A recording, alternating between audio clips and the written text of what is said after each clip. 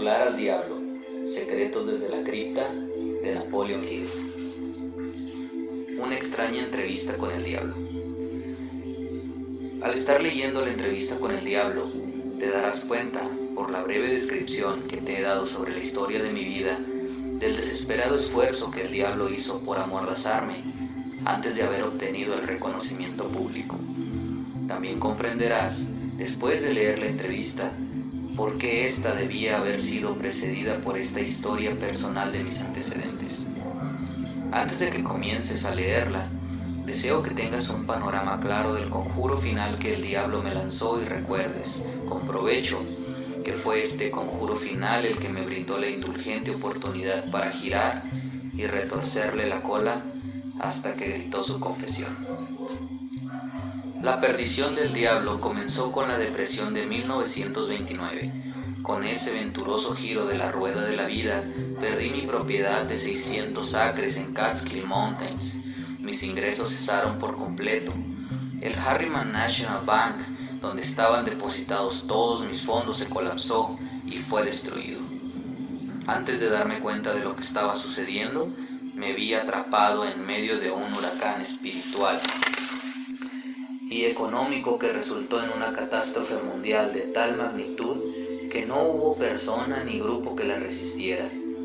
Mientras esperaba a que la tormenta amainara y que la estampida de personas aterrorizadas se detuviera, me mudé a Washington, D.C., la ciudad desde la cual me inicié después de mi primera reunión con Andrew Carnegie, hacia casi un cuarto de siglo.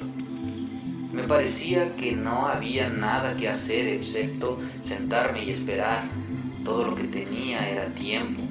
Después de 3 años de esperar sin obtener resultados tangibles, mi alma inquieta comenzó a ejercer presión para que volviera a trabajar. Había pocas oportunidades para enseñar una ideología del éxito, cuando el mundo a mi alrededor se encontraba al centro de un vil fracaso y la mente de los hombres estaba colmada de miedo a la pobreza. Este pensamiento vino a mí una tarde. Me encontraba en mi automóvil frente al Lincoln Memorial sobre el río Potomac, a la sombra del Capitolio. Con este pensamiento surgió otro más. El mundo había escenificado una depresión sin precedentes, sobre la que ningún ser humano tenía el control. Con ello había llegado mi oportunidad para probarle a la organización, a la cual había dedicado una buena parte de mi vida adulta, la ideología de la autodeterminación. Una vez más, tenía la oportunidad de saber si mi ideología era práctica o una simple teoría. También me di cuenta de que había llegado la oportunidad de probar una afirmación que había hecho cientos de veces sobre que toda adversidad trae consigo la semilla de una ventaja correspondiente. ¿Cuáles? Si es que las sabía, me pregunté a mí mismo. Eran mis ventajas de una depresión mundial. Cuando comencé a buscar una dirección hacia cuál dirigirme y poner a prueba mi ideología, hice el descubrimiento más asombroso de mi vida. A través de algún poder extraño que no comprendía, había perdido el valor. Mi iniciativa se había desmoronado, mi entusiasmo se había debilitado. Lo peor de todo es que me sentía totalmente avergonzado al saber que yo era el autor de una ideología de la autodeterminación, porque muy en el fondo de mi corazón sabía, o creía saber, que no podía lograr que mi ideología me sacara del hoyo de la desesperación en la cual me encontraba. Mientras me movía en un estado de consternación mental, el diablo debió haber estado bailando regocijadamente. Por fin tenía al autor de la primera ideología mundial sobre el éxito personal atrapado bajo su dedo pulgar y paralizado por la indecisión. Sin embargo, la oposición del diablo también debió estar trabajando. Mientras estaba sentado frente al Lincoln Memorial, repasando en retrospectiva las circunstancias que tantas veces me había elevado a las grandes alturas del éxito, tan solo para dejarme caer a profundidades similares de desesperación, un pensamiento agradable me fue entregado en la forma de un plan de acción certero, mediante el cual yo creía poder eliminar esa sensación hipnótica de apatía con la que había estado atado. En la entrevista con el diablo, la naturaleza exacta del poder mediante el cual yo había sido despojado de mi iniciativa y valor ya ha sido descrita. Es el mismo poder con el que millones de personas fueron atadas durante la Gran Depresión. Es el arma fundamental con la que el diablo atrapa y controla a los seres humanos. La suma y la sustancia de este pensamiento que vino a mí fue, a pesar del hecho de haber aprendido por parte de Andrew Carnegie y de otras más de 500 personas con semejantes logros comerciales y profesionales, que los logros destacados en todos los ámbitos de la vida surgen a través de la aplicación de la mente maestra, la coordinación armoniosa de dos o más mentes que trabajan con un objetivo definido. No había logrado hacer tal alianza con el objetivo de llevar a cabo mi plan de transmitir al mundo la ideología del éxito personal. A pesar del hecho de haber comprendido el poder de la mente maestra, había olvidado apropiarme y hacer uso de este poder. Había estado trabajando como un lobo solitario en vez de aliarme con otras mentes superiores. Un análisis. Analicemos ahora brevemente la extraña entrevista que estás a punto de comenzar. Algunos lectores se preguntarán después de leerla, ¿en realidad entrevistaste al diablo o simplemente entrevistaste a un demonio imaginario? Algunos desearían tener la respuesta a esta pregunta antes de comenzar la entrevista. Responderé en la única forma sincera que podría responder, diciendo que el demonio que entrevisté puede haber sido real y tal como él proclamaba ser, o puede haber sido una creación de mi propia imaginación. Cualesquiera que haya sido, si fue real o imaginario, es de poca importancia comparado con la naturaleza de la información transmitida a través de la entrevista. La pregunta importante es, ¿acaso la entrevista transmitió una información confiable y que puede ser útil para aquellos que están tratando de encontrar su lugar en el mundo? Si transmite este tipo de información, sin importar si esta es transmitida en forma de hecho o ficción, entonces me parece un serio análisis a través de una atenta locura. No me preocupa en lo más mínimo la verdadera fuente de la información y la verdadera naturaleza del diablo, cuya sorprendente historia estás a punto de leer. Me preocupa solamente el hecho de que la confesión del diablo se ajusta perfectamente con lo que yo he visto de la vida. Creo que la entrevista transmite información prácticamente benéfica para todos aquellos que piensan que la vida no ha sido amigable, y la razón para creerlo es el hecho de que lo que he convertido en el tema central de este libro, que me redituara toda la felicidad que necesito, en la forma que mejor se adapta a mi naturaleza. He experimentado suficientes de los principios mencionados por el diablo para asegurarme que funcionarán exactamente como él dice que lo harán. Eso es suficiente para mí. Así que te traspaso la historia de la entrevista para que en lo posible hagas que pague con útiles dividendos.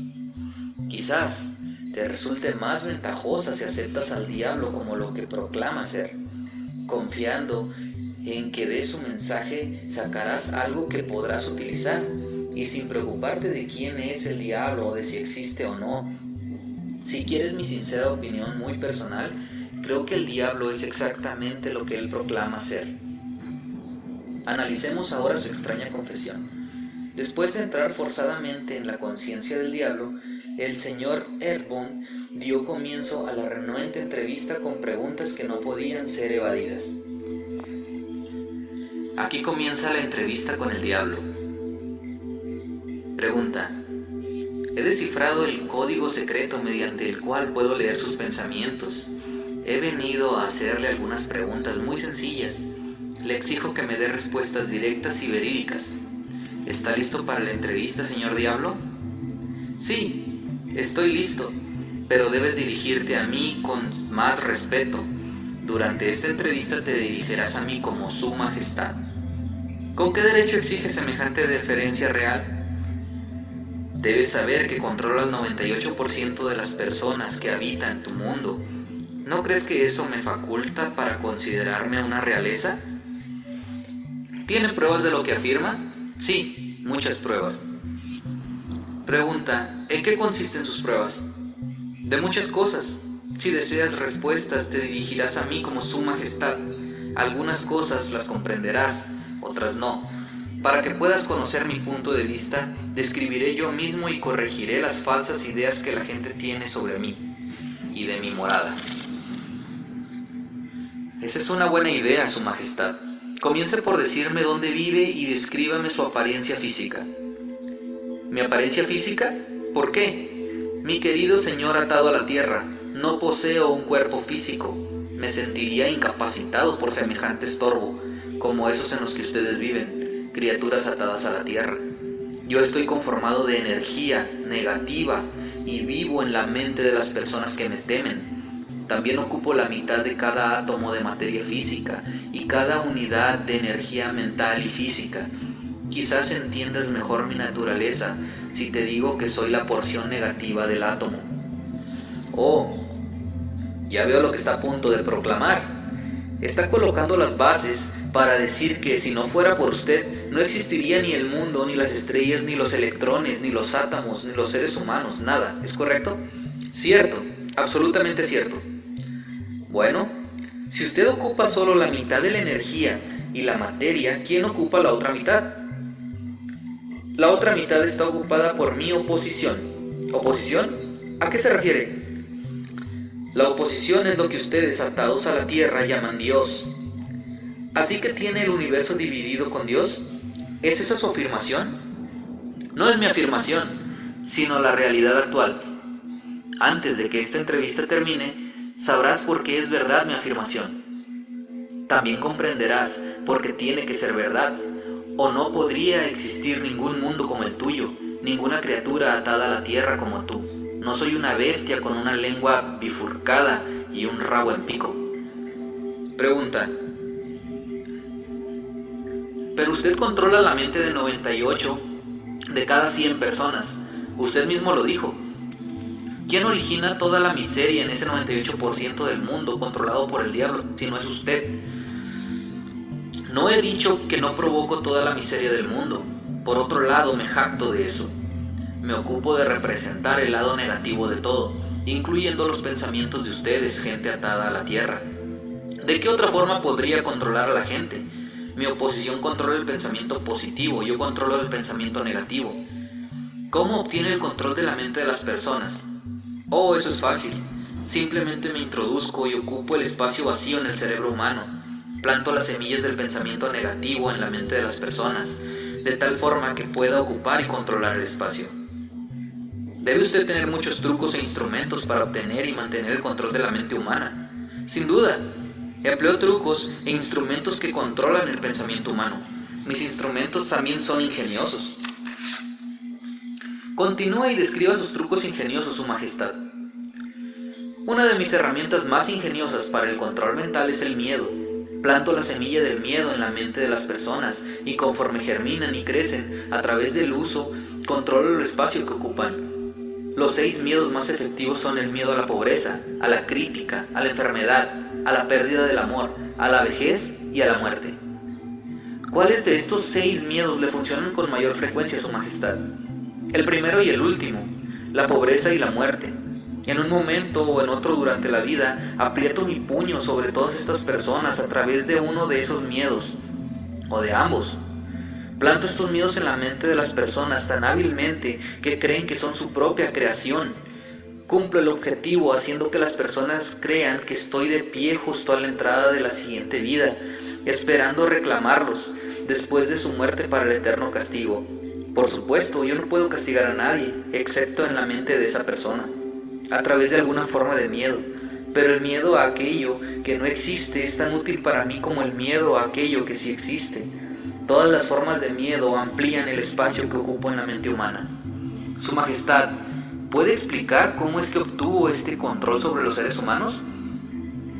La historia es muy extensa para contarla en pocas palabras. Comenzó hace más de 1 millón de años, cuando el primer hombre comenzó a pensar. Desde ese entonces obtuve el control de toda la humanidad, pero mis enemigos descubrieron el poder del pensamiento positivo. Lo colocaron en la mente de los hombres y entonces yo comienzo una batalla de mi parte por conservar el control. Hasta ahora lo he hecho muy bien, habiendo perdido ante la oposición solo a 2% de las personas. Tomo por respuesta que los hombres que piensan son sus enemigos, ¿correcto? No está bien, pero es correcto. Dígame más sobre el mundo en el que vive.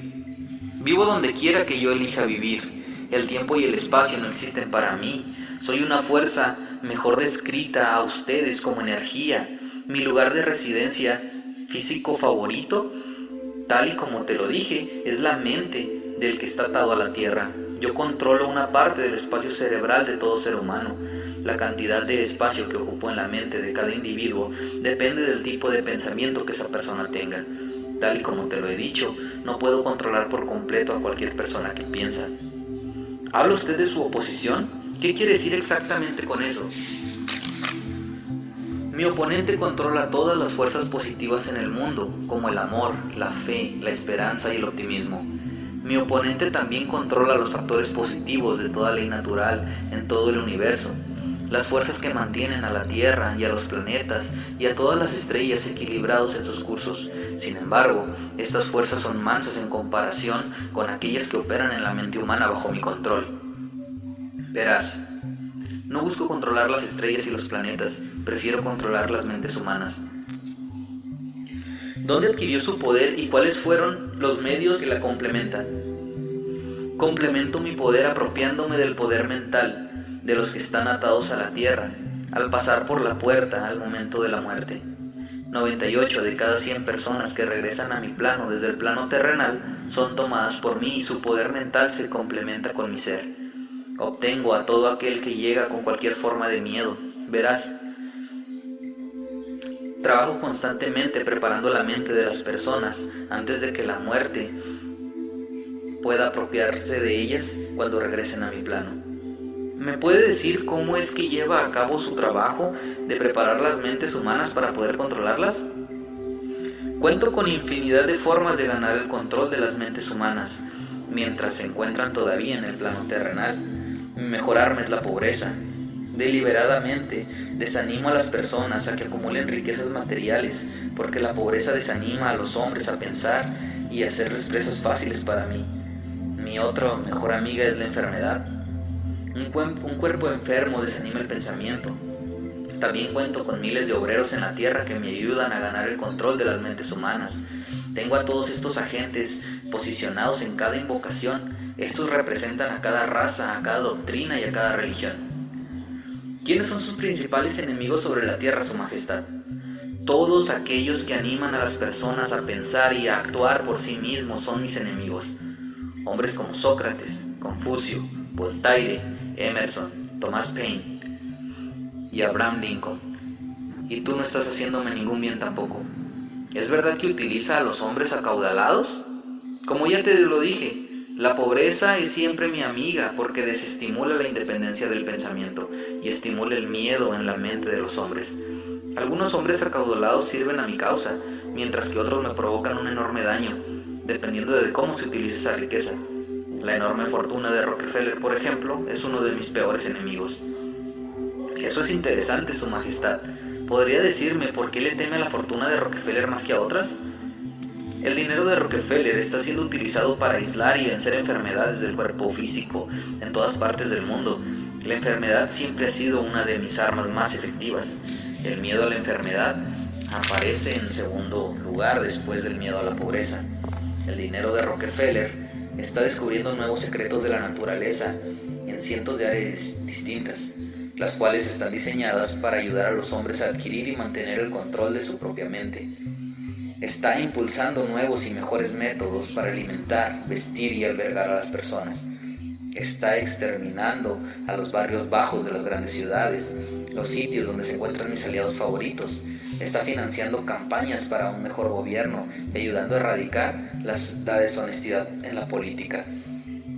Está ayudando a establecer estándares más altos en la práctica mercantil y alentando a los hombres de negocios conducir sus empresas por la regla de oro, y eso no le hace a mi causa ningún bien. ¿Y qué pasa con estos niños y niñas que se dice están en el camino al infierno? ¿Los controla? Bueno, podría responder esa pregunta solo con un sí o un no. He corrompido la mente de los jóvenes enseñándolos a beber y a fumar, pero me tienen confundido por su tendencia a pensar por sí mismos. ¿Dice usted que ha corrompido la mente de los jóvenes con licor y cigarrillos? Puedo entender cómo es que el licor puede destruir el poder del pensamiento independiente, pero no veo qué tienen que ver los cigarrillos en ayudar a su causa. Quizá no lo sepas, pero los cigarrillos destruyen el poder de la persistencia, destruyen el poder de la resistencia, destruyen la capacidad de concentración, disminuyen y socavan la capacidad de ingenio y ayudan, de otras maneras, a evitar que las personas utilicen su mente de manera más efectiva. ¿Sabías que tengo a millones de personas, jóvenes y ancianos de ambos sexos, que fuman 2 cajetillas de cigarrillos al día? Eso significa que tengo millones de personas que están destruyendo poco a poco su poder de resistencia. Algún día agregaré a su hábito del cigarrillo otros hábitos que destruyen el pensamiento, hasta haber ganado el control de sus mentes.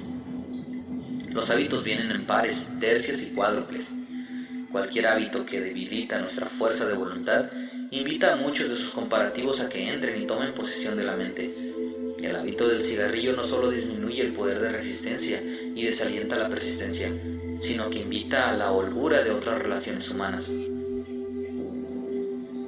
Nunca pensé que el cigarrillo fuese una herramienta de destrucción, Su Majestad. Sin embargo, su explicación arroja una luz distinta sobre el tema. ¿Cuántos conversos al hábito proclama usted ahora? Estoy orgulloso de mi récord. Millones son ahora víctimas y el número incrementa cada día. Pronto tendré a casi todo el mundo sucumbiendo al hábito. En miles de familias ahora tengo seguidores del hábito, incluyendo a cada miembro de la familia. Niños y niñas muy jóvenes están comenzando a adquirir el hábito. Están aprendiendo a fumar por el ejemplo de sus padres y sus hermanos y hermanas mayores.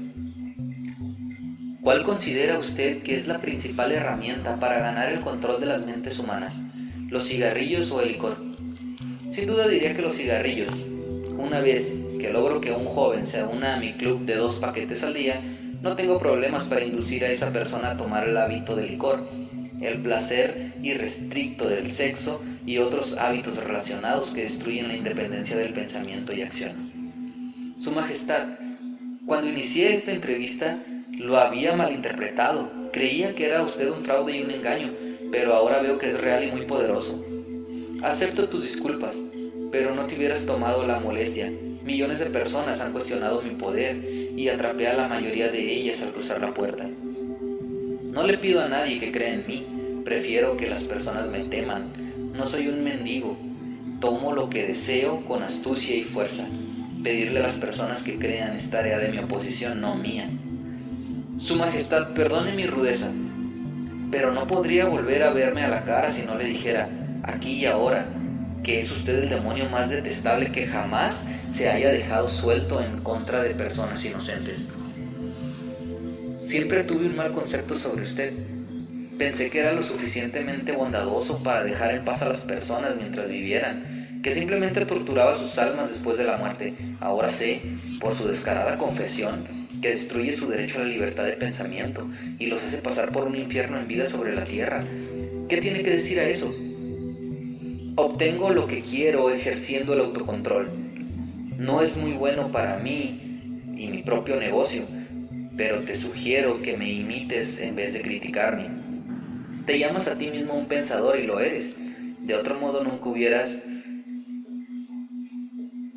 obligado a esta entrevista. Sin embargo, nunca serás el tipo de pensador que me atemoriza, a menos que ganes y ejercites un mayor control sobre tus propias emociones. Alejémonos de las personalidades. Vine aquí para saber más de usted, no para hablar de mí.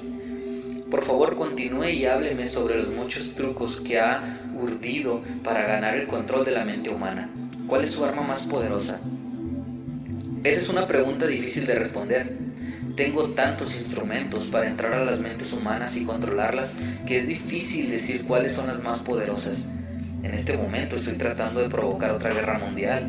Mis amigos aquí en Washington me están ayudando a implicar a Estados Unidos en ella. Si puedo lograr que el mundo comience a matar al por mayor, podré poner en operación mi instrumento favorito para el control mental. Es lo que podrías llamar temor masivo. Utilicé este instrumento para provocar la otra guerra mundial en 1914. Lo utilicé para provocar la depresión económica en 1929. Y si mi oposición no me hubiera engañado, ahora estaría en posesión de todo hombre, mujer y niño en el mundo. Puede ver por ti mismo lo cerca que estuve de dominar al mundo, aquello que he estado luchando por obtener durante miles de años. Sí, veo su punto y quién no. Es usted un ingenioso manipulador de la mente de las personas. Su malvada ocupación se lleva a cabo a través de personas de alta posición y gran influencia. Oh, no.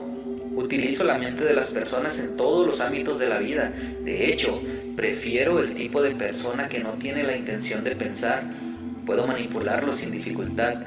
No podría controlar al 98% de las personas en el mundo si todas las personas tuvieran la habilidad de pensar por sí mismas. Me interesa el bienestar de esas personas que usted afirma controlar. Por lo tanto, quiero que me hable sobre todos los trucos mediante los cuales usted entra y controla su mente. Quiero una confesión íntegra de su parte, así que comience por su truco más ingenioso. Me estás obligando al suicidio, pero estoy indefenso. Así que tranquilízate y pondré en tus manos el arma con la cual millones de tus semejantes atados a la tierra se defenderán contra mí.